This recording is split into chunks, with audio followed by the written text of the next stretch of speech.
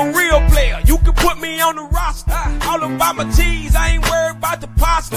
Baby, 9 take a fine on the roster. They a hater up, might as well not be fire like a chopper, burn like a predator. Screens in the rain, addicted like the weather. Serve in my cup, can't go without my medicine.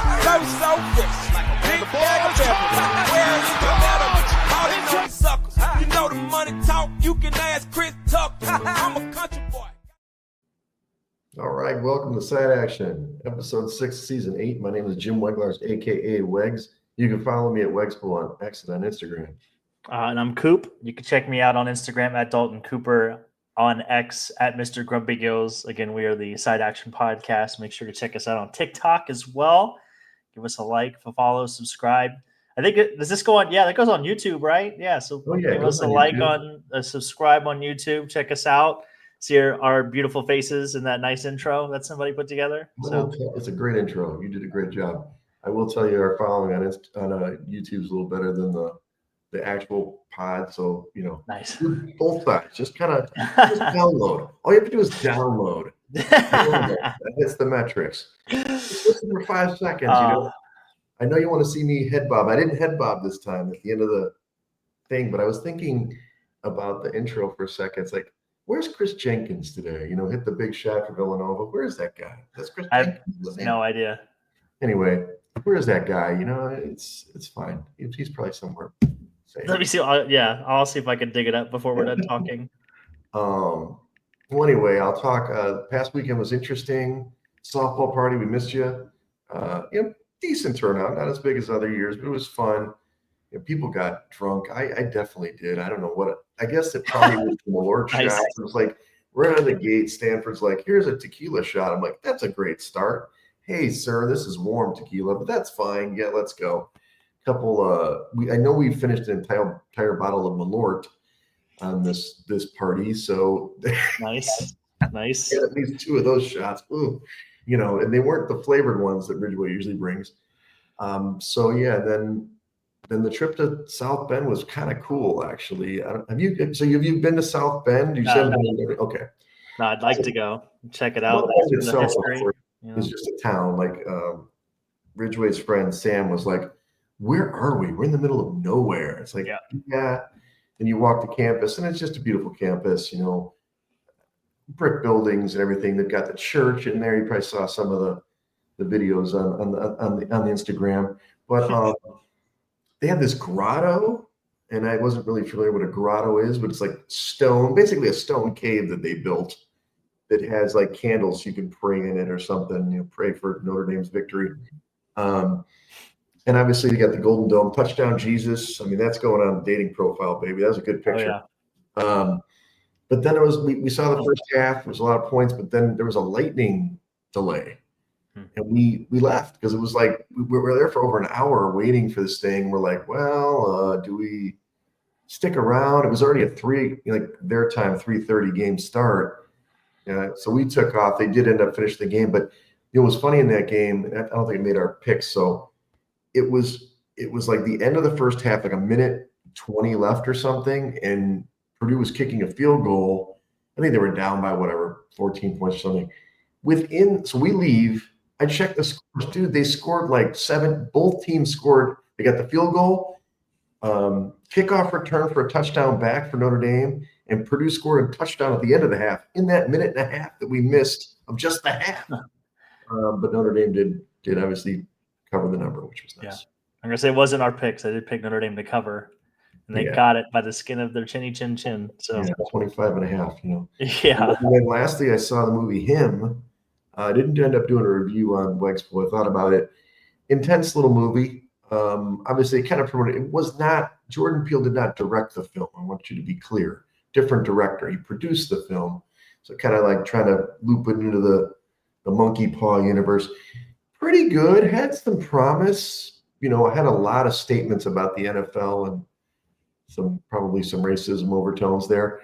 I enjoyed it. The ending got a little crazy. I started laughing at the end, but I thought it was kind of entertaining. Obviously, do you think that Marlon Wayans is like the greatest NFL quarterback of all time? Because he was going into beginning of the movie, but that's fine. The kid they picked who looks like a little bit too much like Mahomes for me without the hair. Okay. I enjoyed it. It was enjoyable. So Gotcha. By the way, Chris Jenkins is living in Florida and serves as a student athlete development lead at Villanova University. He has also sued the NCAA for not being compensated for his NIL. So, oh yeah, because that was prior to. Maybe he was one of the first people to do the lawsuit to win it. yeah. I mean, they play that highlight quite a bit and a lot of montages. The NCAA. Exactly. But yeah. Hope he's doing well, Chris Exactly. Jenkins. So shout out to Villanova. But yeah, what did we do this weekend? With the Sox game. Had a pretty chill weekend. Yeah, they did. We did the Sox game. We did Saturday. What did we do Saturday? The Boomers game was Saturday night. Yeah. And then we did the Boomers game Sunday night. They ended up losing, unfortunately. Game 5. And yeah, we did a First Responders Fest. I forgot. Yeah, I got monsooned on, so that was fun. Saved the camera, so that's the good news. Important thing. But yeah, was it the Cougars who won the title? The Cougars did win. They won. They won. No, they did win Saturday night as well. Yeah. So Claudio Final, who will be on our show Saturday morning for WRMN, he hit the game-winning grand slam in the top of the 10th inning for the Cougars. Ooh, Granny. Yeah. They went to extras. He hits a grand slam in the top of the 10th, and they end up winning 7-5. So we'll be talking to him. And then Todd Lott, who is also on the team as their designated hitter, he hit 2 grand slams during the playoff series previous against the Chicago Dogs. He hit like 2 grand slams in 3 games, which was a lot of grand slams, which is crazy. So, but yeah, you can catch us on YouTube Saturday morning, or you can listen on 1410 a.m. if you're listening in the area. So yeah, please stir the drink like you did last time. I want you to keep stirring the drink, get those guys upset. Yeah, I still agree with the ketchup take. I agree with the ketchup take. Yes, yes, thank you. Like somebody. Like, I don't understand. I don't get it. So, yeah, been a pretty exciting week. I'm getting ready to go to Spain coming up. Yeah. So when do you actually leave? Monday? Sunday night. Sunday night. Yeah, because they are like 8 hours ahead of us, I think. So I'll leave here like 10:30 and get there at like 1 o'clock in the afternoon, give or take. Yeah, and you feel like, oh my gosh, well, I need to go to sleep. But no, you can't go to sleep because you got to keep going through the whole day. Yep. That's awesome. You're going to stay in one city? Yeah, I'm flying into Madrid and then heading up to Olvega, which is about 2.5 hours northeast of Madrid. So be hanging out, checking out some stuff for work, and yeah, we'll go from there. We'll see where the week takes us. Drink some wine, get some things in. You got to do maybe a siesta. You never know. Well, yeah. Given. Yeah. It's great. So nice. Well, let's talk about the shed. There's plenty of candidates here, Coop. I think we could there's probably more than one. Let's put it that way. So I'll let you start. And I do like your first pick. Yeah. Right in line and playoff time for the MLB almost. Oh yeah, it's coming. We've got like 4 games, I think, in the regular season left, if you include tonight. But the Detroit Tigers, they are the biggest ones in the shed right now. If you ask me, this might be the biggest shed of all time. They have officially blown a 16.5 game lead, which they had in July in the AL Central, to the Cleveland Guardians. 4 games left in the season, like I just mentioned, and now they are literally down a game. They are a game behind the aforementioned Guardians in the AL Central, and they have to win a division to make the playoffs. They probably won't get in for the wild card, and that's either team. Whoever wins the division is going to get in. Whoever doesn't is probably not going to get in. The thing is that I think they've lost the tiebreak already to the Guardians, so they can't tie. They have to win. One thing, catch them. And they're not on your club dub, but the Guardians, yes, they've come back, but they have a negative run differential. Oh, yeah. I don't know, but maybe, before last night, they had a negative run differential. -6 going to last night, maybe because they won again last night. So maybe it's just -2. But that's just insanity because and they're actually well over 500. They're actually like typical minus differential. They're 86 to 72, and they're -2 in the run differential. Yeah, it's insanity. But Detroit, they were the darlings of the league, but now they're just falling in the face. Yeah. And shout out to Jason Fry, by the way. He took a line drive to the face on Tuesday night. The face. Yeah, it was tough. 99-mile-an-hour fastball, just right in the kisser. Oh, so facial fractures and everything. Hope he's doing okay. And then the other shit that I had, I don't know if you saw this last night, but Alejandro Kirk, he is a player for the Toronto Blue Jays. The Blue Jays are still trying to clinch home field in the playoffs. They're trying to obviously force off the Yankees as well because the Yankees are catching them in the AL East. But he got thrown out from right field last night on a line drive at first base. So the old 9-3, if you will. It was, and that's how the game ended, by the way. That was the last play of the game. He gets thrown out at first from right field. So anytime that happens, I tried looking it up, how many times it's happened in MLB history. I could find like 6 or 7 instances. I'm sure there are more that are undocumented, but it does not happen very frequently. And it's just a tough look. It's a really, really tough look. Yeah, it's a tough look for sure. I mean, like I said, that's a softball move to kind of gun somebody out from the outfield. But was he lollygagging, or was it just an amazing play by he hit it so hard that it was one it was probably a little bit of both. He's not necessarily the fleetest of foot, but yeah, I mean, it was the right fielder had definitely crept in, and it was a 2-hop throw to first. If that helps anything, yeah.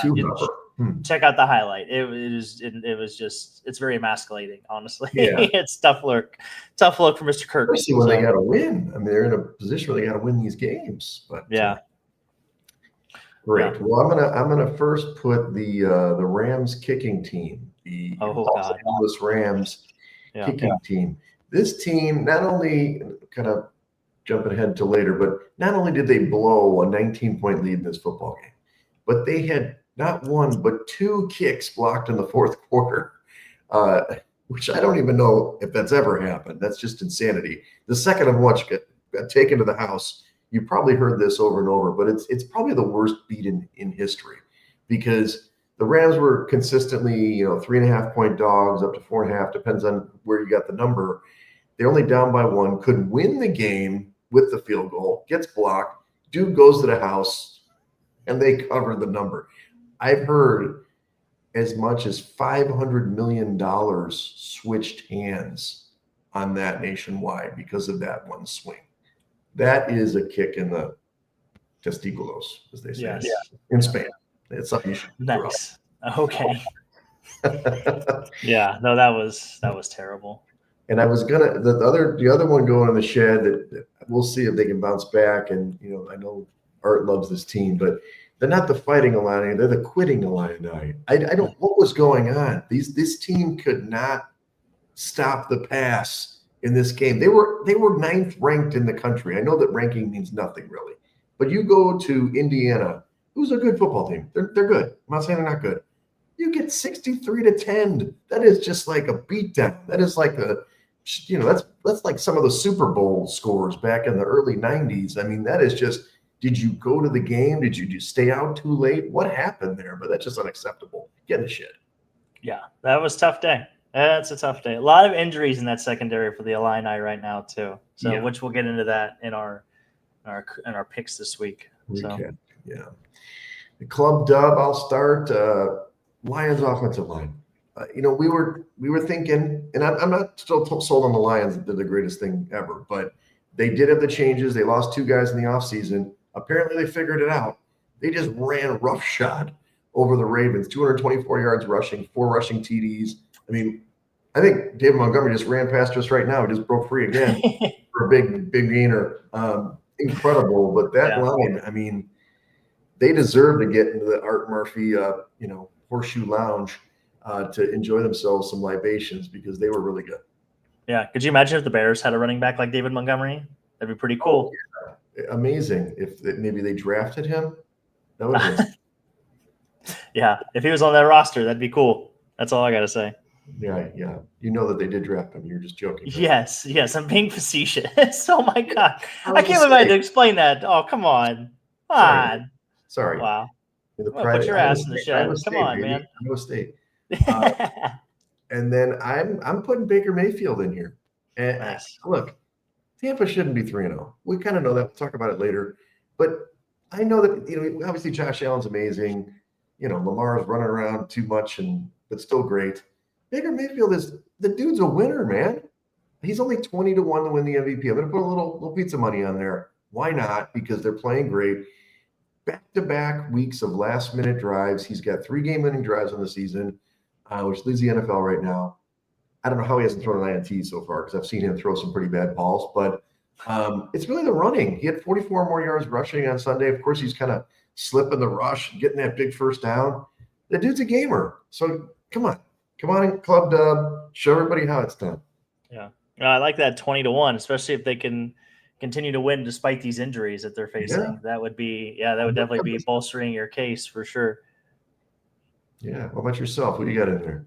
Well, the first and foremost, I had to put Isaiah Rodgers in Club Dub. He had a first half of the ages. He had the first ever 99.9 grading from PFF for an individual game. So the first perfect rating that PFF has ever given out to Isaiah Rodgers. Yes. He had 2 defensive touchdowns in the first half against the Bengals. He had a 76-yard INT return, and then he also had I believe a 63-yard fumble recovery for a touchdown. And then he also forced another fumble just to, do insult to measure. Yeah. So if you weren't watching the Bengals game, one moment it was 17-3, the next moment it was 34-3. And Isaiah Rodgers had a huge part to do with that. But yeah, just the first half that he had was incredible. He might be in Canton because of this performance. That's what some people were saying. So yeah. So Isaiah Rodgers, come on into Club Dub. Hell of a game. Congratulations, PFF rating. And then golfers are in Club Dub, Wegsy. Do you know why? Because the Ryder Cup is going on this weekend. It is USA versus Europe. And we're coming to you live from New York, Bethpage Black, just like you mentioned. It's arguably the best weekend in sports this weekend. We got the Ryder Cup, we got college football, we've got pro football, we've got everything. We got some playoff baseball implications going on. Yeah. I can't wait to sit on that couch and do nothing. It's going to be great. I can't wait. Bethpage Black. I've never played Bethpage Black. I played blue or something. One of my buddies lives in New York. When they had the U.S. Open there many years ago, I think it was the following summer. So I've seen the course, beautiful course in Long Island. They say that's the advantage to the Americans, but we'll see. And they're pretty heavy favorites in this one. Yeah, the away team hasn't won in like 20 or 30 years. It's been a minute. Wow. Yeah. But that's great. That's great. Yeah. So that's not in our segment, but do you like the Americans in that despite the heavy juice on them? When it comes to golf, I would just take the plus number because you have no idea. And it's just one of those games that it can come down to Sunday and chips start falling. And Team USA is probably a little bit better on paper, but yeah, I would take the plus money if you're going to give it to me. So especially like plus 120, plus 130, we're talking about the best golfers in the world. We're talking inches, not feet here. So exactly. Yeah. All right. Good stuff. College football, week 4. Hey, not great, but hey, we'll work through it. Tech took care of business. The Red Raiders, 34-10, man. This team, I don't know what to say. They're pretty freaking good, apparently. We thought that we knew Utah at night would have been better. Yes. But apparently during the day was just fine. And Tech's a force to be reckoned with, apparently. So yeah, like $22 million roster, I think they have. Like there was a couple of the oil guys were going around kind of showboating a little bit, and it's like, hey, when your team plays that well, you can enjoy it. But yeah, I think I did say it on this podcast. If it was at nighttime, I would take Utah, but I still took Utah, and I even against my better judgment, I knew better. So yeah, it's all right. It's all right. But I wanted to note that the backup quarterback came in because their starter got knocked out. Yeah. He played really well, 169 yards, 2 TDs, so it didn't matter who was back there for them. Oklahoma, this was kind of an interesting game. They got a late touchdown and a safety to get the cover, which was a tough one. But they do get another win, and maybe they're a force to be reckoned with here. I didn't put down the final score. I think it was like 24-17 or something like that. Auburn kind of got jobbed a little bit, in my opinion. It was probably the second bad beat next to the one we talked about the Rams. But hopefully you weren't on both those and you jumped out a window. Hopefully you're still with us. Yeah. Well, John Mateer also broke his hand in this game. So the Oklahoma quarterback, he's going to be out for a while. Okay. which is tough because I think he was the Heisman frontrunner until this happened. And it's going to be interesting to see what Oklahoma. I mean, they've got a gauntlet of a schedule. Like they don't get any days off, any weeks off when it comes to their football schedule, and it's going to be tough without Mateer. So we'll see how they tread water without him. That's right. They got to earn it. Michigan, they actually put up some points in this one. This was kind of shocking. 30 road points. They get the win and the cover. They win 30-27. Closing line was -1.5. They just ran the hell out of the ball. 286 yards on Nebraska. Kind of a little bit like the Lions. Just kind of, we're going to line it up. We're going to roll. We're going to run down your throat, see if you can stop us. But, give Nebraska a little credit for scoring so many points on that D. It's kind of surprising how many points were scored in this one. Yeah. Bryce Underwood is the real deal. That Michigan quarterback, I'm telling you right now. He's probably the second coming of Cam Newton. That's probably like he's got the same body style, same body type. He's like 6'4", 6'5". He's 230 pounds, and he's only 18 years old. He's still literally a kid. He's a redshirt freshman, which is insane. Yeah, could you imagine being that big at 18? I can't even think about it. So and athletic and fast. Exactly. So yeah, Michigan is they get a good win. We'll see what happens. They still need help on the outside. They still need wide receiver help. So if they can get somebody in the portal maybe for next year, maybe this team could really do some dangerous things. But we'll see. Yeah. I already mentioned the Hoosiers route of the Illini. So sorry, everybody, but see if Illinois can bounce back this week. Need to beat a dead horse here. Yeah. Right. Week 5 matchups that I highlighted, right back to it. USC is going to Illinois. They're now ranked 21st for USC, 23rd for Illinois. USC is a 6.5-point favorite, 60.5-point total. This is early, 11 a.m. on Saturday at Central Time. That's the 27th. Does Illinois pull like the NFL thing? They get embarrassed one week and bounce back the next, or it's just a loss? No, I think this is going to be a tough game for them. Too many injuries on the back end. I just think they're not going to make a stop on USC. USC's been running the ball and throwing the ball well. And I don't see a lot of positives here for Illinois. Their slot corner, their nickel corner is arguably one of the best in the country, and he hasn't played. I think he got hurt in the Duke game, and it's really made a difference on their defense. So I don't like the Fighting Illini's chances, unfortunately. Okay. All right. Then the second game, we've got LSU at Ole Miss. Ole Miss is a 1.5-point favorite at home, 55.5-point total. This is at 2:30 p.m. Central. So what are we thinking here? Do you think LSU is going 4th versus Ole Miss 13th? It's gonna be an exciting game. Yeah, it's even more exciting because Lane Kiffin's daughter announced this week that she's dating a linebacker that plays for LSU. So Hey-o. I don't know if you saw that on Twitter, but Lane Kiffin tweeted it and was like, "Take the over in this game." So I think that's going to be fascinating. I think the play in this game is the first half under. I think it's 27.5 or 28.5. I think that's where I would. If you're listening out there, that's a good bet to take, in my opinion. I think they're going to get off to a slow start, but I think eventually we'll see one team pull away. I don't want to spoil my pick because I did pick this is one of my picks for the week, but I think one team has got more bodies than the other. But it should be a great game. Okay, you heard that. Big one, and this is the big one. Maybe I'm sure. Does Penn State play Ohio State? Game of the year. Yeah. I don't know. That's a great question. Keep going on. Right now, game of the year in the Big Ten. You've got number 6 Oregon going to Penn State, who's 3rd ranked. 3.5-point favorite for Penn State at home. 52.5-point total. This at 6:30 p.m. Is this a whiteout? Do we know if this is going to be? It is a whiteout. Yep. So a little whiteout for Penn State. Now, look, they haven't performed very well in these situations before, but a lot of people believe they're the best team in the Big Ten. So can they get this done and win and cover this number? I don't know. We'll see. Penn State does go to Ohio State on November 1st, by the way, Penn State in Columbus. But as far as this week against Oregon, if we're going to base it off everything I've seen so far this year, I have so much more confidence in Oregon than I do in Penn State. Right. I think James Franklin is like 4-16 against top 10 teams or top 25 teams, I believe. Yeah, because I think one of those – well, 2 of those wins was literally last year with SMU and Boise State, which in the playoffs. I mean, yeah, I mean, God, I don't even know if you want to count those. Drew Aller, by the way, the last 3 playoff quote unquote games that he's played, I think his passer rating is somewhere in the 60s. Okay. So not very good there. I have to take Oregon in this spot. I just have more confidence in them and Dan Lanning. And I got to see it with James Franklin. Like, okay, I would rather eat my words and watch Penn State win this game than bet on Penn State and watch them get just crushed. Can't blame you. They've never come big, especially in the regular season. They usually crap themselves even at home. Yeah, and I think Penn State is 3-0 in their last 3 whiteouts, but I think they've played like 1 or 2 top 25 teams. I think they were like 24th and 17th rated. I think so. Great. This is not a top 10 team like they are facing like in themselves. So we'll see. There you go.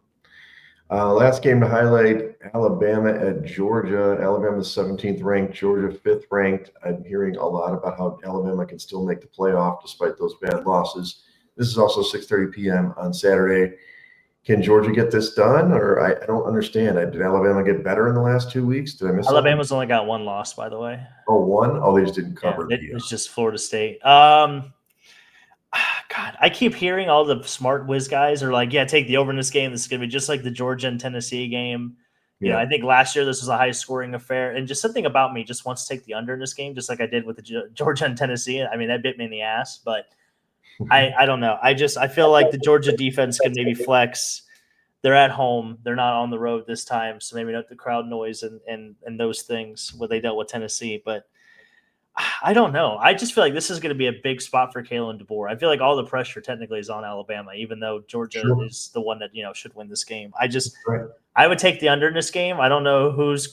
I would sit back and probably watch, maybe live bet, and see which line of scrimmage is being dominated more, because I could see Georgia's defensive line take over the game just as easily as I could see, their offense take over the game. So I don't know. I just think this is a game flow one. I would live bet it, but I would take the under. Was it 52.5, I believe? Yeah, I would take the under 52.5 before the game started. Okay. I mean, last time we saw Georgia, they put up a ton of points in Tennessee. So, and Gunnar Stockton, I think, is like 4th in the Heisman right now, like for futures. So maybe he'll have a big game. We'll see. Gotcha. Okay. Picks last week, not great, but that's okay. I mean, we get the NFL picks. You're still doing better than me in that. So, go over your top 5 picks for this week. Yeah, and USC screwed me last week too. They won by like 15, and I think they missed a field goal. So we're going to take the Buckeyes. The Buckeyes are minus 7.5 at Washington. I believe it was up to 8.5. It got bet down to 7.5 from some spots I saw today. Like the Buckeyes there. Their quarterback is one of the most accurate in the country. I think he's, obviously Washington's not an easy place to play, but I just don't think they have the bodies to hang around with Ohio State. I'm going to take Kansas. They are minus 4.5 versus Cincinnati at home. Kansas still only has 1 loss, and that is to Missouri, who looks really good right now. So they're still hanging around in the Big 12. I think they could get a big win this weekend. I do like USC minus the 6.5 at Illinois. Again, just I think too many injuries on the back end. I think Lincoln Riley's finally got an offense that is, not one-dimensional. It's very balanced. I think they can control a line of scrimmage, and just Illinois can never get a stop. I do like LSU plus the 1.5. If you want to money line this bad boy, I really like that play as well. Okay. I just think that Ole Miss, the weakness of LSU is their offensive line. I just don't think Ole Miss has the defensive line to take care of it, or to even have that to their advantage. So I think LSU's defense will be able to control the game, be able to kind of what they did against Clemson and Florida and other teams. They'll be able to kind of control the pace of game. Nussmeier will make a big throw here and there and get it done. And then I like Oregon plus 3.5 at Penn State. Again, I like the hook, I like the number, and I don't like betting with James Franklin. So I'm not going to do it. I'd try to take out of it if you tried. So I think that's the right side there. So, and why bet on, like, Oregon's got sweet uniforms. Why bet against them? It's great. They're going to go with the silver helmets like those. Exactly. All right, let's go to the NFL now. By the numbers, look, it's been interesting. Like the first couple of weeks, it's been almost dead on. Like nobody's really dominating favorites to dogs. So it was 8-7-1 favorites last week with 4 non-covers for favorites. Still not getting a ton of upsets outright, and we'll talk about a couple knockouts this week in Survivor, but 9-7 to the under. But the totals have been more varied, but in general, it's been kind of an 8-8 week, or really close. So you just got to pick the right sides, and obviously, I'm not doing that so far. So week 3, All right, so let's start with the big knockout in Survivor, which is Browns. They shocked the pack 13-10. I told you. You did a good job, very Told good you it's gonna job. happen. Here's what I'll say about the game. I mean, look, I just think the pack took their foot off the gas pedal a little bit. A couple things. I don't know if this has been bounced around the internet a little bit. Matthew Golden, the rookie receiver, Oh yeah. that pass, was third down and he got a first down. It was a good gainer, but maybe could have taken it to the house and taken that game 17-10, but didn't. And then all this stuff happened where basically the Browns, they stiffened their back. Love it, a terrible interception in his own, 25 or something to get returned back. And then another block field goal that set up the Browns. And they did a masterful job of getting their kick at a 55-yarder to win this game. So good call for you. The pack losing knocked off about, I think it was like 1,300 or 1,400 entries in the Survivor contest. But more importantly, I don't know, like the defense played great for the pack. The offense didn't look so great against that tough team. Yeah. No, Jordan Love mistake. This team is going to win and lose with Jordan Love, and that's literally what's going to happen. So, but yeah, credit to the Browns rush defense too, because they might be the best rush defense in the league. And Mason Graham, really good. I told he's good. Yeah, his pass rush win rate, I believe the average in the NFL for defensive tackles is like 9%. He was at 46% in this game. Dang. So yeah, he was killing it. So there you go. I think Green Bay might have had a tackle that got injured in this game, so watch that. Then the Bucs, we talked about them. They did blow a lead against the Jets. Now look, this was another game with a blocked field goal and a return for a touchdown. This is insanity. And this was all in the same time frame, by the way. There was so many. It's just crazy. So, but Baker took him down, wins 29-27, no cover on that one. So the Jets did get inside the number with Tyrod Taylor. So good job, Bucs. And good job, Jets and Bucs for that matter. Philly, major comeback. We talked about that already a little bit. We talked about the block kicks.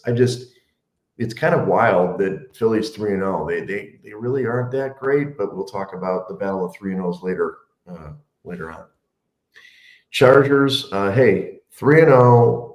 Should they have won this game? Probably not. They did come back in this one. They were down 20-13. Denver was down early, came back, played decent. There was a couple bad throws by Bo Nix. He missed Cortland Sutton on a bomb that kind of would have sealed the game. And then obviously, look, what can be said? I mean, how about our boy? I mean, Herbert, he probably should be in consideration for the MVP. Did you see that throw when he went to his left, threw against the grain, perfect dime throw to Keenan Allen for the touchdown? That was to tie the game, I believe. And then they kicked the field goal later to win. They're 3-0, and they're 3-0 in the AFC West, which gives them a stranglehold. Oh, yeah. They're in stranglehold territory. That's all I was going to say. And yeah, Herbert's really good. Mm-hmm. Finally, the marriage of Harbaugh and Herbert is happening right in front of our very eyes.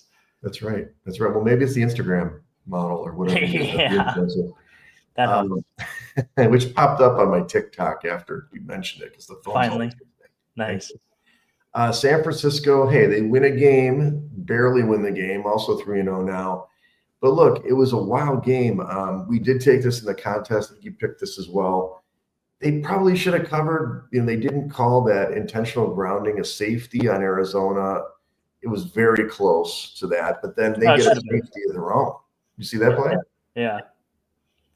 Yeah. So like Kyler looked like he was, his feet were still in. Maybe the ball wasn't in behind the goal line or something to get the call for intentional grounding.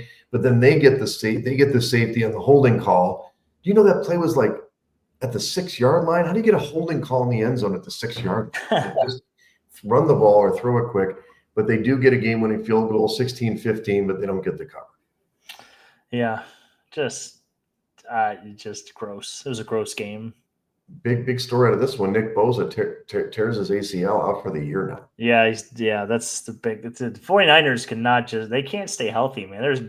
It's been like 5 years since this team has been healthy. It's crazy. Yeah, they just can't. They got to eat some more, multivitamins or something. Okay. We talked about the Lions already. They did beat Baltimore. This was a wild game. I should have put this as a Dalton. Dalton used to ask me trivia questions, but did you know that the Baltimore defense is ranked last in yards against at 415 yards per game, Dalton. That is awful. They're terrible. So the Lions get the win 38-30. You know that the Baltimore still averaging over 30 points a game, and somehow they're 1-2. I think they score too quick. I almost think like they're so explosive that they wear out their own defense. Maybe, I don't know, but also the Lions having drives of 97, 95, and like 80 yards. I mean, those 3 drives alone, that's insane. Like, it's tough to win a game when you give up drives of like, I think it'd been, now that I think about it, I think it'd been 25 years since the Ravens had given up a touchdown drive of more than 90 yards, and 2 of them happened in the same night. Yeah. So, yeah, the one that I was going to pull out that it's taken me a second to pull up is that they kept converting on 4th down. Yeah. You know, it was like they couldn't get off the field, and obviously 97-yard drives are part of that. But let me see what their conversion rate here is. 4th down. Yeah, 3 and 3 on fourth down efficiency. So including a 20-yard catch right there to end the game, basically, to set up the Montgomery second touchdown. Yeah. That was a great catch and throw, play call. You know, Goff's usually not good. Maybe it's not elements. It was still, nice September day in Maryland, but he played well. He played really well in that situation. Yeah. Well, let's get into week 4. We've got a varied schedule this week, kind of interesting. So tonight we've got Seattle at Arizona. These are the official contest lines for Circa. Seattle's a 1.5-point favorite on the road, 43.5-point total. This is tonight, 7:15 p.m. Central. I don't know. Like, going into this game, I'm like, Arizona kind of sucks. Seattle played really good last week. I hate these Thursday games. These Thursday games, like Arizona's playing at home. They've been on the road a little bit. I don't know. I don't love either team, to be honest with you. I know Seattle kicked New Orleans' butt last week, but I'd probably say Seattle's going to win the game, but I don't feel great about it. So I'm totally conflicted on this game. I like Seattle. I was looking at a player prop. It was the backup running back, because obviously Connor got hurt last weekend. He did. It's Trey Benson. Yeah, Trey Benson. I like the over catches for him tonight. I think it was like 2.5. Seattle plays zone coverage on 68% of their defensive snaps. So I think this is going to be check down city, so you could maybe do a little Trey McBride, but I think Trey Benson, the Trey lay. Oh my God. There it is. The Trey lay. I would run that tonight. But yeah. I like Seattle. I think. Can we get Kyler Murray to start running again? Is he just not running on purpose? He's not running much this year. No, probably for preservation more than anything. Yeah. Like, don't run, but you need to win. I mean, they're 2-1. Somehow the winner of this game is going to be 3-1, which is kind of nuts. But yeah, Seattle did beat Arizona twice last year. Maybe that means something. Also, Marvin Harrison hit the jugs machine. He should have been in the shed. Yeah. That dude, I mean, he can't drop as wide open 40-yarder right. He catch. There's a picture on Twitter that was going viral, like a picture of him catching the ball, but like his eyes are like looking up at the sky and the ball is like in his hands. It was pretty interesting. Take his eye off the ball. Yeah. So then on Sunday, we've got one of the early games. This is in Dublin, 8:30 a.m. Central, which, wherever you are, it's really friggin' early. Minnesota versus Pittsburgh in this one. Minnesota's a 2.5-point favorite, 40.5-point total. Look, I don't love this game either. These early games are hard to predict, but what I will say, in the old days, the team that gets over there earlier usually plays better, which is already Pittsburgh. Pittsburgh's been over there for a couple of days. Minnesota's flying out Friday night. Don't know why. And Minnesota is going out there for 2 straight weeks, so I would definitely bet on them next week. But this week, I don't like that. 2.5. I don't love Aaron Rodgers in this game, but I probably would take the 2.5 if I had to. It's not even close to my top 5. No, I will say that the Steelers have been one of the best red zone touchdown conversion teams in the league. I believe they've 88% of the red zone trips have resulted in touchdowns, which is second best in the league behind the Eagles. So I think that might be something to rear its head in. I honestly think this game comes down to like which Steelers defense shows up. Do they get the turnover? Do they get 2 or 3 turnovers? that they had. They got 5 against the Patriots. They had no business beating the Patriots. No, but the run defense, is Jordan Mason going to be able to slow down, or are they going to actually make Carson Wentz beat them? I think that's where the game is going to be won and lost. So this could be an Aaron Rodgers revenge game too, because obviously Rodgers kind of wanted to go to Minnesota in the offseason. So, but yeah, I don't know. I'm not sold on Pittsburgh. I think I would take Minnesota just because I think Minnesota's better. They're a better team. Just yeah. don't like the body clock situation. Yeah, and just Aaron Rodgers is not mobile, and Brian Flores is going to be sending blitzes after blitz, and I think that with Rodgers being a statue back there and not as mobile, I think there's just going to be nothing good that could come of that. So take that over for Jalen Warren catches. That's what I would say. Okay, a little dump off. You're a check down guy this week. Yeah, check down Charlie. Yeah. There you go. All right, the noon slate it's a little more balanced this week, I think, because of all these weird games. You've got Washington going to Atlanta. Washington's a 1-point favorite on the road, 45.5 point total. It probably is indicative that Daniels is not going to play. That's what I'm thinking, because the line was like 2.5 early, and it's come steadily down. I do like Atlanta in this spot. I don't love the 1. I loved it when it was 2.5 before. So it's not necessarily, I have it a little higher than I probably should have on my list, but I just feel like it's that whole theory. Atlanta got embarrassed last week. They lost 30-0. Penix is under heat. He might lose his job, and they're going to go with Kirk Cousins. They're going to play better. And Washington, as good as they've kind of played, and they didn't look good against Green Bay. Last week, they obviously beat a terrible team. I just think Washington's going to play not as good. It's going to be a stinker this week. And even though it's a Mariota revenge game, I like Atlanta in this game.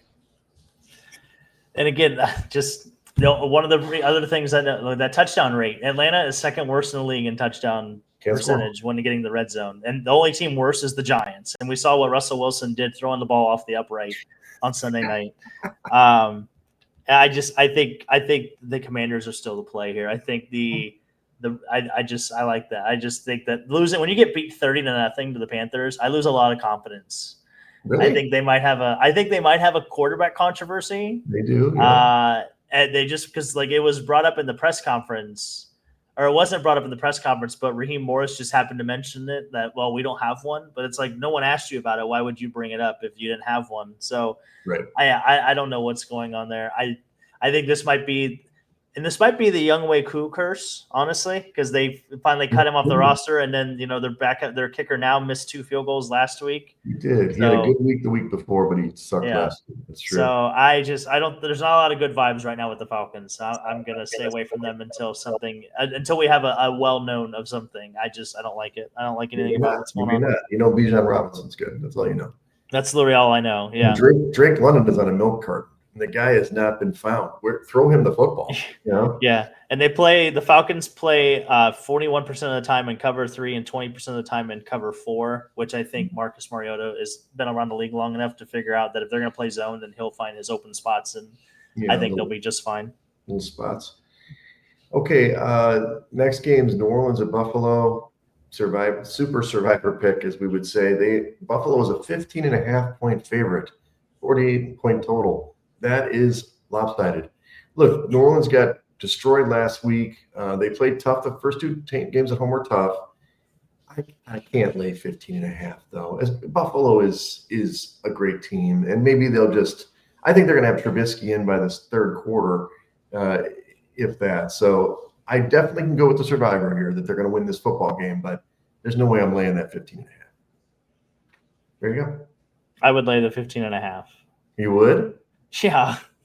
Wow. Yeah. I don't even think they're going to have to throw the ball. They can just turn around and hand it out to James Cook, and James Cook could just go off. Okay. Yeah, I think this is the game where you get all Shakir will probably get his first touchdown. I don't think he's scored yet this season. They're going to just start getting guys that haven't scored yet involved, right? To get those bonuses and start stockpiling those. I think this is a fantasy heyday for the Bills. Yeah. Okay.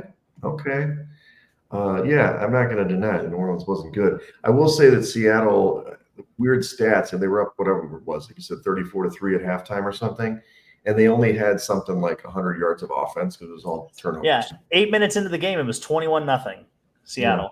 Yeah, it's going to be better for New Orleans this week. Maybe not that much better. All right, Cleveland at Detroit. Detroit is a 9.5 point favorite at home, 44.5 point total. look, I always think Detroit's better at home, even though they crushed it last week. Totally different defense, right? We talked about Cleveland's defense. Does it travel? Didn't travel great to Baltimore, but I think that was more turnover based. So it's really about Detroit's defense against Cleveland's offense, which probably will win. But I can't lay 9.5 with Detroit. I can't do it. It's too many points against that defense. I'm not saying that they're not going to win. That also could be a survivor contender, but I would take Cleveland plus 9.5 in this. No, I would lay it with this one. I think this might be the best offensive line that the Browns will see all year. Probably. And just the EPA per dropback. I mean, the Lions are the top 3 in EPA and pass blocking efficiency, and the Browns are third to last. Actually, they are dead last when it comes to pass blocking grade. So Aiden Hutchinson's going to get after him. The Browns, or I guess the weakness of the Lions is their linebackers, and that's not necessarily stopping the run. That's actually more in the pass game. So maybe David Njoku has a big game. That's the only way I really see. Harold Fannin Jr. Yeah, him too, or even Judkins. Maybe you might see him more out of the backfield. But yeah, I mean, if David Njoku doesn't score at least 2 touchdowns this game, I think the Browns are dead. There's no way. And so if you've got fantasy this week, play your tight ends against the Lions. Every week from this point forward, play your tight ends against the Lions. Other than that, there's not a lot of things that line up well for the Browns right now. Yeah. How long? 9.5. Yeah. Okay. It's a big number. Big I number. think Dylan Gabriel needs to be in there. I think I would take the Browns if Dylan Gabriel was playing. Okay. Yeah. Shedeur Sanders? Nah, I don't know. I don't know about all that. Okay. Tennessee at Houston. Houston is a 7-point favorite at home, 38.5 point total. My question to you is, how can Houston cover a number it's like 7 if they can't score? Here's a little factoid for you.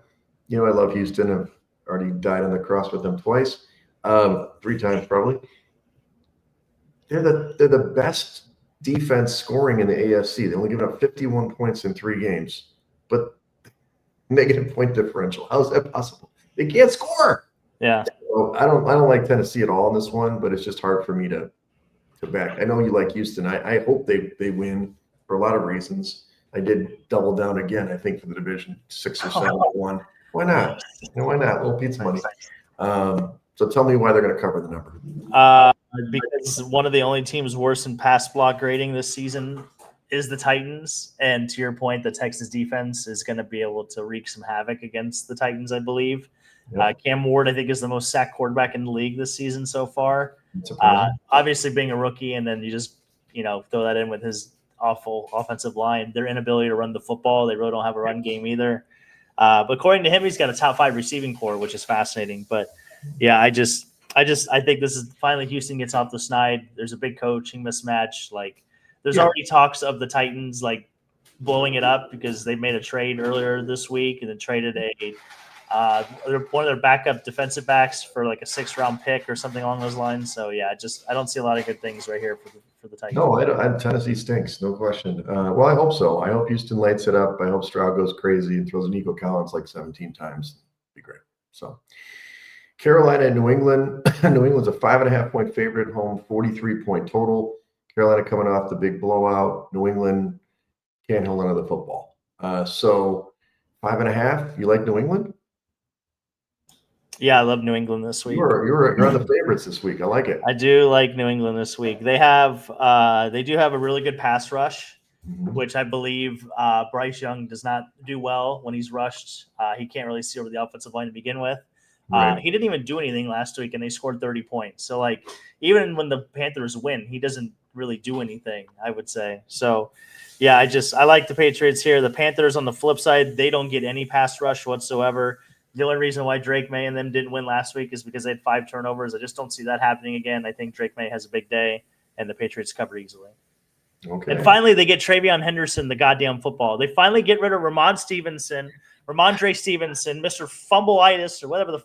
He's a fucking disgrace. Just get rid of him. I don't even know why he's on the roster anymore. I know. I agree with you. All he does is fumble. And now his big claim to fame was he was like an Irish tap dancer at one point. Like, that's his biggest claim to fame. Like, that's all he's ever done. Like, come on, what are we doing? Give the ball to the tripod. Literally. I want to see the tripod dance. Crazy. Let's go.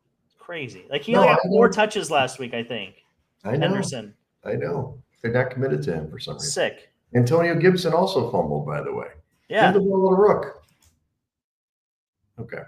You like them too. Good. Chargers at the Giants. This is the Chargers 6.5-point favorites on the road, 43.5-point total. The Jackson Dart era will begin on Sunday.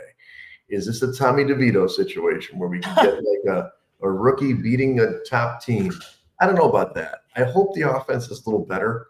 I mean, obviously, Russ had a couple of great throws a couple weeks ago, but sometimes he just isn't committed and throws it away. I like the Giants in this game. I won't pick them as my top 5, but they're going to cover this number, I promise. No, they're not. This is my favorite of the week.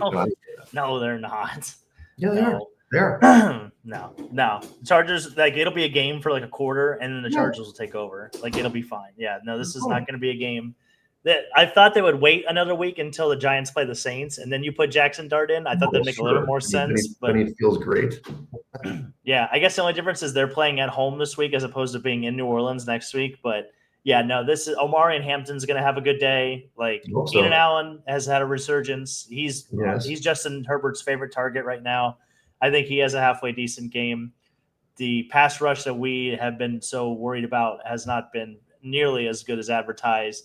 And I mean, honestly, the Chargers line, even though they lost Slater, they've still been doing pretty well. They're still near the top, and their defense is really good. Their coverage defense is fantastic. So even with Malik Neighbors on the other side, I don't think Jackson Dart's going to be anybody to throw to. You've picked every favorite so far. I'm just telling you this. Every favorite on the board. 7 1. I'm waiting for you to flip, but you don't have to. But okay. All right. What about this? How about Philly going to Tampa? Tampa's a 3.5-point favorite at home. Philly's a 3.5-point favorite on the road. 43.5-point total. Tough one, man. I really want Tampa to win this football game. I don't think they will. I think Philly's going to win the game. Tampa has been really good against this team because of Vita Vea and stopping the run. The problem is they're really banged up. Obviously, Mike Evans is hurt. Godwin could come back, but I don't like this spot. Number sucks too for Philly, but gun to my head, I pick Philly in this one. So I'll go on the favorite side, but you probably like Tampa, right? No, I like Philly. I just think there's way too many injuries for Tampa right now. I just think they're getting by on the skin of their teeth, which is kind of ironic because Philly's been kind of doing the same thing, but they're healthier right now. So I think this is a bad spot for Tampa, and I like the Eagles here. And plus, the Buccaneers have owned the Eagles, and the Eagles are probably thinking about that because I think they've lost the last 3 or 4 meetings they've met. So I just think finally the Eagles get one back, and the Baker Mayfield doesn't have any more magic in this game, unfortunately. 9 straight favorites. Just telling you, 9 straight for you. Let's go. We got 7 more games for you. Indy at the Rams. Rams 3.5-point favorites at home. 49.5-point total. This is the first of the 305 games. I like the Rams. I think they have to bounce back after that horrible loss. Plus, I'm not trying to say I told you so because I did bet on the stupid Rams, but I think they got tired in that game. I think they got tired going back and forth across the country. They need to stay on the East Coast. Those idiots. But this time coming home, Colts, I know they've been really good. They finally punted last week, but I hate the number, but I think the Rams are going to win this football. Yeah, I think if the Rams would have won last week, I think I would take the Colts this week. I think that's kind of where I landed on this. But I think now that they lost the way they lost, I think it's just going to focus this team up more. This is going to be the best defense the Colts see all year too. I guess they did play Denver. Yeah, well, they did play Denver too. But I still think this Rams front seven. I don't think there's a lot of front sevens in the league that are better. Maybe 1 or 2 that you could maybe argue. Pretty good, yeah. Yeah, but I mean, ask Jalen Hurts how he felt in the first half. He had like 3 or 4 sacks that I saw. He just got blown up. Yeah, I like the Rams here. I like the veteranism. I can't believe Daniel Jones is this good yet. I have to see a little bit more. I agree. Show it to me. 3.5, tough one, but I'll still do it. Jacksonville at San Francisco, 3.5-point favorite for San Francisco, 47-point total. Brock Purdy could play. That's what I've heard. So that's exciting. Although Mac Jones did fine, but Purdy's probably a little better. To me, it's just the Jags. I don't believe in the Jags. It's like, come on, Jags. Like, you're not a Jagoff? I'm not a Jagoff. Jack off there. No, Jagoff. Yeah. So what I would say is Trevor's not playing great. They won last week more despite how they played. And it was mainly because, they did have some longer drives against Houston, a pretty good defense. San Francisco's banged up. We talked about that, but I don't know. I still think at home they're gonna get it done against this team. So San Francisco, I'd lay it, but I'm not. It's like my sixth pick. If Purdy plays, I love the number. I was trying to find Trevor Lawrence's record in 3:00 games or Sunday afternoon games. Okay. And it looks like I cannot find it. Probably not good. Let's see here. I do like the Jags. I like the Jags more just because of the Bosa injury. So the 49ers have been in the top 10-ish when it comes to pass rush win rate and pressure rate. And I just think without Bosa, that's going to obviously be their best pass rusher. Sure. I think they would take a step back. I think the Jags will find a way to make this game interesting. I would take the number with the Jags. I don't know if they're going to win, but I think they do cover. Okay. Yeah, and I hear what you're saying. It's a bad number for San Francisco for sure. We'll see. I mean, I think if Purdy doesn't play, it's a really great number for them. Okay, marquee game. Well, I guess there's 2 325 games. Let's go to the first one first. The Bears against the Raiders. It's gone down to a pick and a contest. Most places have it -1 for the Raiders at home. 47.5 point total. I saw some reports that 50% of the crowd will be Bears fans. So it's not really a home game for the Raiders.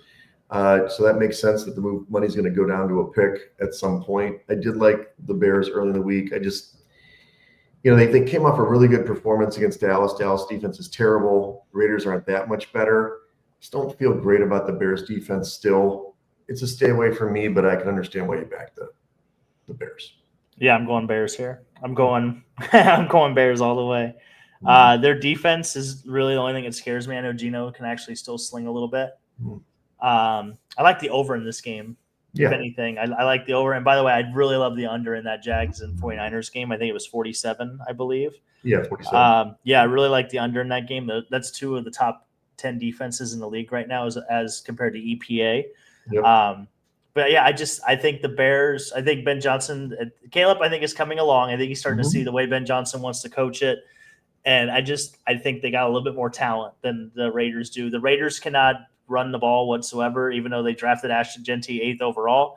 Yep. I don't think that plays well into. I think the way to beat the Bears is to run on them and then to set up your play action behind it. And I don't think the Raiders will be able to run the ball very well. So yeah, I mean the Bears look on paper they were a better team going into the season. They should win this game. Just show it to me. Do it, Caleb. Yeah, make me happy.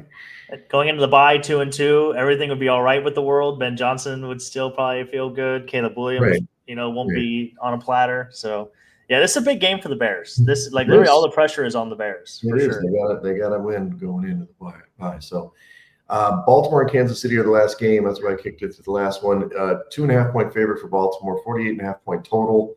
325 as well as the Raiders game with the Bears. Look, this Baltimore team is the most confounding team ever in the history of NFL football. Super talented. The defense is terrible. We know that. They have a lot of injuries. But the offense, I don't care who they play, they can score. So Kansas City is going to have to slow this game down to a crawl to win. They do get Xavier Worthy back for KC, but I got to believe Baltimore is going to win this game and lay that number of 2.5. The way I see it, the team, which team has a better chance of going 1-3 and still making their way to the playoffs? And I think it's the Ravens, just based on the division they play in with, Rodgers. And obviously the Browns are trash. The Burrow's gone now. So I think I would take the Chiefs. I would take the 2.5. You were going to give me the best quarterback and the points. I'll take it. Mm-hmm. Even though they haven't been doing well at all defensive side of the ball this year. They can't run the ball. They're it's completely they're inept. They can't do it. Mm-hmm. But they're playing the best defense outside of maybe the Cowboys to get that right. So I'll take the Chiefs. I'll take the points. I think the Chiefs do win this game, but I think the loser of this game is the team you put a future on to go to the Super Bowl this year. I think this is a perfect time for the James Hedgerton game of the week. You take the loser, you sprinkle a little bit of pizza money on them to make the playoffs or to make an AFC championship game, and I think you can hedge it later. So I think that's the play for this game is to take the loser. At 1-2, Baltimore's still like 5-1 to win the Super Bowl. It's a joke. Yeah. I thought, okay. So if you're right, if they lose this one, where they drop to 7-1, everybody understands that they're going to turn it around. It's a great value game. I just can't stand when last week. I don't understand why Lamar didn't run more. He was like dancing around, getting sacked. 7 sacks. Run. Just run. Yeah. Even 6 yards will be better than what you're doing. Okay, I got you. Wait, you went to underdog, couple in a row. Excited now. Here's we're kind of close. How about Green Bay at Dallas? Green Bay's a 6.5-point favorite on the road. This is Sunday Night Football, 7:20 p.m. Central. 47.5-point total. Pack. Come on, dude. They're going to lay the wood here. They have to. They lost last week against a good defense. Dallas defense sucks. You got no CeeDee Lamb. I know the whole script tells you to take Green Bay. You probably should take Dallas then, but I don't know. I just think that it's going to get it right. It's a revenge game for Micah, and 6.5. I was surprised it went from 7 down to 6.5. It's a good number for me, so I'll definitely take it back here. Yeah, give me the Cowboys to get blown out. Yeah, I'm not doing it. I'm not touching this game. I think it's the Packers. I think it's a stay-away game. There's way too many things. This is just like last week. There's way too many things pointing to this game that one side should win and the other one shouldn't. So I'm going to stay away. Something is not – there's a rat here, but I would take the Packers to win by 1 million. Yeah. Okay. Gotcha. Yeah. I would take the under in this game, though. Was it 47.5? Yeah, I would take the under with no CeeDee Lamb. Yeah. But anyway, okay, so let's go to Monday night. We got 2 Monday night games. First, we got the 6:15 p.m. Central Time game, which is the Jets at Miami. Miami is a 2.5-point favorite, 45-point total in this one. Is this the first Miami win on the season? Yes or no? Yeah, probably. I think so. Probably. Yeah, I don't know. I don't care. The season's over with. But it's not over. They're 0-3. It's not over. It's over.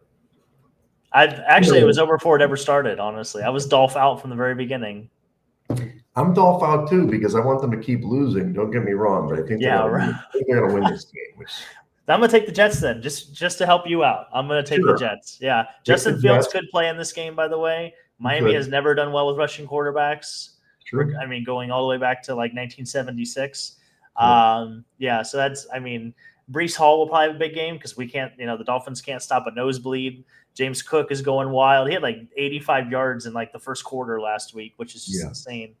If Justin Fields plays, I would take the Jets. You're getting a great value, even though it is 2.5 instead of 3. If you can get the Jets at 3, I would hammer it. Take it to the bank. Gotcha. Okay. Yeah, it's a stay away on the side, but I think Miami's good. Cincinnati at Denver is the nightcap at 7:15 p.m. Central. Denver's a 7.5-point favorite at home, 44.5 total. Again, too many points for Denver for me. I think they're the better team. Cincinnati got embarrassed last week. They're going to play better. This is the whole NFL handicap for me. You get embarrassed, you play better the next week, a la Carolina or whatever. So here we go. Looks like you're going to back Cincinnati in this one. I am. The Broncos play man cover 1 37% of the time, which means they play man on man with one safety behind them. I don't think you can do that against this Bengals team because they've got 2 really good wide receivers, and I think they'll find a way to keep it close. They probably won't win the game, but they'll definitely cover, I think, the number. I love the hook here. First of all, the hook is great value, but I think this is more like a 3-point game. Gotcha. So, and maybe Chase Brown finally has an appearance. We'll see. Maybe they finally figure out a way with Chase Brown. He's not. He's going to see the lineup again when he has like a 2 touchdown. He'll have a 2 touchdown game this week, and I'll be like on the bench. Yep, on the bench. Yeah. So, I don't think the Bengals will have 3 turnovers in a matter of 4 snaps. Yeah. And I think they'll be okay. They probably won't win. But I think they should play better though. So I think over 44. I just can't. This isn't the Denver defense I thought we were going to get, and they have, like you said, not just the structural. The way they play, I think they've got some injuries. Surtain has a little bit of an ankle thing. He's not been quite elite. So I like the over in this one. Yeah, the only thing I don't like is that the Bengals have one of the worst EPAs per play allowed. So like they're allowing opposing offenses to do really well on yardage per play. Yeah. They're like second to last, I think, in net yardage, I believe, from that thing I sent you the other day. So that's really the only thing that does scare me. But again, I'm going against the trends. I think they're going to come back. They're going to regress toward the mean here, and that's why I would ride with the Bengals. There you go. Look at that. You came back with some dogs there at the end. Okay, so go over your top 5. You are over 500. Congratulations. I got to wait. Thanks. Yeah, I'm 8-7, baby. 8-7. I'm gonna roll with New England at -5.5. I'm gonna take Philly -3.5. I'm taking the Bears in a pick 'em. I'm taking Houston -7 and Cincinnati +7.5. Look at that. Look at that. There it is. Opposite on this one. I like Baltimore -2.5 in that game. I like Atlanta +1, even though it's not a great number anymore. I like the Rams -3.5. I will go a dog here with Cleveland +9.5. I'm sure I'll get talked about that by action. And Green Bay -6.5. I will elevate San Francisco if Purdy plays, because 3.5 is a really good number, and maybe knock out that Cleveland. Okay, so. Yeah, I think you're a week late on Cleveland. I really do. I think you're. Oh no, I'm not saying you're wrong. I totally get it. I'm saying you are. No, I know that. I know that. But I'm saying that I don't know. Hey, look. It's recency bias. Lions, amazing, dominating, 225 yards rushing. Cleveland's front is going to slow it down. I'm not saying they're going to lose. 9.5 is a good number. I mean, it's a big number. So the one thing I do like, we know what the Lions are, though. That's like the one. That's these good teams. That's what I do like, is that we know exactly what they're going to do, what they're going to try to accomplish, how they're going to get there. And so the Browns how did Green Bay slow them down in week 1? Maybe just continuity. I think that was more of. I mean, Packers defense is really good too. So I think those might be the two best teams in the NFC, minus the Eagles. Yeah. So right. I don't deny we'll that. see. But the week 1 I think is just, it's kind of like preseason. You're knocking off all the timing. I think now they're finally getting their timing back. Their guards played really well against the Ravens, which obviously the Ravens defense hasn't been good, but. It's not good. They finally get some continuity going. And David Montgomery is actually out carrying Jahmyr Gibbs right now on yards per carry and on EPA. Like, he's killing. And his first down rate is like 25% higher than Jahmyr Gibbs. So it's really, can Cleveland score any points? If they don't score, then they're going to cover the number. But they're not going to put up 38 points on this defense. There's no way. No. Unless there's a bunch of turnovers. Maybe. We'll see. Yeah. I don't see it. Okay. So here's a Survivor update. After week 3, there were some knockouts finally, the biggest one for the season. So 3,100 people got knocked out this week. So overall, 26% gone. That's still the lowest in the 6-year history of the contest. So it's still, everybody's pretty much alive. In the Pick'em contest, rough. 14-1 is the leader. They're going to be in the quarterly. There's the end of this first quarter is this week.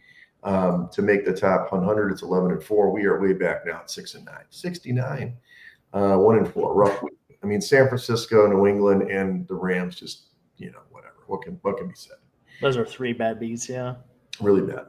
So you're going Sunday night to Spain. When do you come back? Saturday afternoon. Okay. Are we going to tape next week or no? I gotta find maybe. I don't know. Okay. Let me know. Yeah. Might have to fly solo. I'll give you my picks though, so you can throw them in there. I'll fill out the outline so that way I could at least have it on paper. Yeah, I'll get somebody or whatever. Talking about how's that going to work? Does that mean the Thursday night game is? Because I'm trying to think. Spain is 8 hours ahead of us. Yeah, it's like 6-7 hours ahead. So so that means like in the morning, like 4 or 3 in the morning or something. Like Friday morning. It's Friday. Right? Yeah, because it's Friday. Oh man. Like 2 in the morning, 3 in the morning. If it's, I'm gonna have to set an alarm. Yeah. Watch it, Yeah. There'll probably be one expat bar there. You can watch the game somewhere. Maybe. We'll see.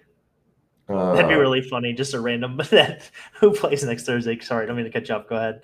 Yeah. Anyway, big weekend's gonna be full. Go to the concert with Scotty Green, and Erica's coming back tonight. Oh, it's a good game too.